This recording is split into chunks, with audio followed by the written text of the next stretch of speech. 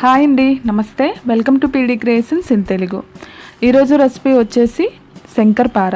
గోధుమ పిండితో అలానే బెల్లంతో చాలా ఈజీగా, టేస్టీగా, హెల్తీగా శంకర్పార ఎలా తయారు చేసుకోవాలో చూద్దాం. ముందుగా ఒక మిక్సింగ్ బౌల్ తీసుకొని అందులో 1/2 కప్పు వరకు గోధుమ రవ్వని యాడ్ చేసుకోండి.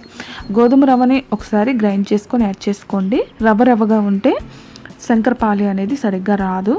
అలానే అందులో 1 కప్ వరకు గోధుమ పిండిని యాడ్ చేసుకోండి. అలానే 3 టేబుల్ స్పూన్ వరకు నెయ్యిని యాడ్ చేసుకోండి. నెయ్యికి బదులు మీరు బటర్ని అయినా యాడ్ చేసుకోవచ్చు. అలానే ఆయిల్ని కూడా యాడ్ చేసుకోవచ్చు. కొద్దిగా బేకింగ్ సోడాని యాడ్ చేసుకోండి. బేకింగ్ సోడా ఇష్టం లేని వాళ్ళు స్కిప్ చేసేయచ్చు. బేకింగ్ సోడాని యాడ్ చేయడం వల్ల శంకర్పార అనేది గుల్లగా వస్తుంది. అలానే చిటికెడు సాల్ట్, 1 టీ స్పూన్ వరకు ఇలాచీ పౌడర్ని యాడ్ చేసుకొని మొత్తం బాగా కలిసేటట్టు కలుపుకోవాలి. ఇలా కలుపుకున్న తర్వాత మనం చేత్తో పిండిని పట్టుకుంటే ఇలా ఉండలా అవ్వాలన్నమాట. వీటిని పక్కన పెట్టేసేయండి. ఇందులో వేసి కలుపుకోవడానికి బెల్లం సిరప్ని రెడీ చేసుకుందాం. స్టవ్ వెలిగించి స్టవ్ పైన గిన్నెని పెట్టుకొని అందులో ఏ కప్పుతో అయితే మనం గోధుమ పిండిని తీసుకున్నామో ఆ కప్తోనే 1 కప్ వరకు బెల్లాన్ని వేసుకోవాలి. బెల్లం కరగడానికి ఒక 2 స్పూన్స్ వరకు వాటర్ని యాడ్ చేసుకోండి. వాటర్ని ఎక్కువ యాడ్ చేయాల్సిన అవసరం లేదండి. 2 స్పూన్స్ వాటర్ అయినా సరిపోతుంది. మంటని సిమ్లోనే పెట్టుకొని బెల్లాన్ని బాగా కరగనివ్వండి.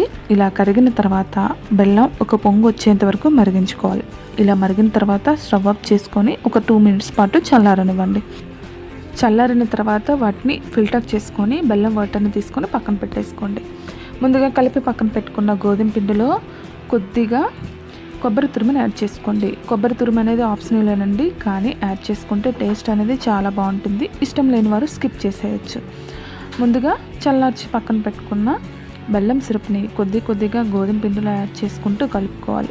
కొద్దిగా యాడ్ చేసుకుంటూ కలుపుకుంటే మొత్తం బాగా మిక్స్ అవుతుందండి.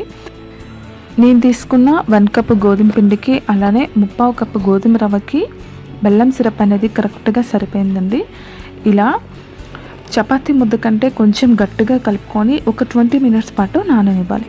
ఇలా నానని తర్వాత మందంగా చపాతీలా ఒత్తుకోవాలి. ఒత్తుకునేటప్పుడు పీటకి ఏమైనా కొంచెం అంటుకుంది అనిపిస్తే నెయ్యిని కానీ ఆయిల్ని కానీ అప్లై చేసుకోండి. పిండిని ఇలా మందంగా ఒత్తుకోవాలి. ఇలా ఒత్తుకున్న తర్వాత చాక్తో కానీ లేదా పిజ్జా కట్టర్తో కానీ ముందుగా నిలువుగా కట్ చేసుకున్న తర్వాత ఇలా స్క్వేర్ షేప్లో కట్ చేసుకోవాలి. మీకు ఏ షేప్లో నచ్చితే ఆ షేప్లో కట్ చేసుకోవచ్చండి.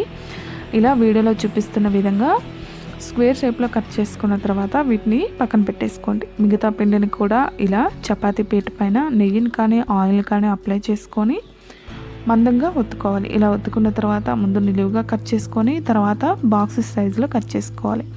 ఇలా స్క్వేర్ షేప్లో కట్ చేసుకోవాలండి. ఇలా కట్ చేసుకున్న తర్వాత వీటిని ఒక ప్లేట్లో పెట్టేసుకొని పక్కన పెట్టేసుకోండి.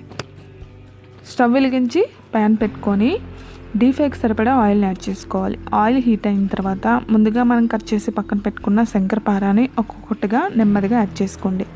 ఒకేసారి ఎక్కువగా ఫ్రై చేయొద్దండి. కొద్దిగా ఫ్రై చేసుకుంటే శంకర్పార అనేది బాగా ఫ్రై అవుతుంది.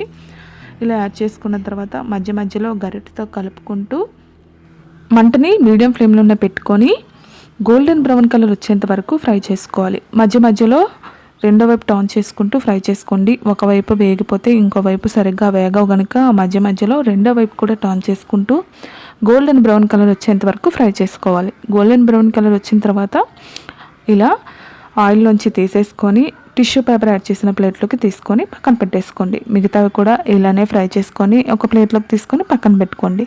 అంతేనండి, ఎంతో టేస్టీ అయిన శంకర్పార రెడీ అయిపోయింది. పైన క్రిస్పీగా లోపల సాఫ్ట్గా ఉండే శంకర్పారాని చాలా టేస్టీగా ఉంటుందండి. అలానే మీ పిల్లలు చాలా ఇష్టంగా కూడా తింటారు. మీరు కూడా ఒకసారి ట్రై చేసేయండి. మీకు ఎలా వచ్చిందో మీ ఫీడ్బ్యాక్ని నా కామెంట్ రూపంలో తెలియజేయండి. ఈ వీడియో మీకు నచ్చినట్టయితే మీ ఫ్రెండ్స్కి, మీ రిలేటివ్స్కి షేర్ చేసి లైక్ చేయండి. అలానే మా ఛానల్ని సబ్స్క్రైబ్ చేసుకోండి. పక్కనే ఉన్న బెల్ ఐకాన్ని క్లిక్ చేయండి. Thank you for ever watching.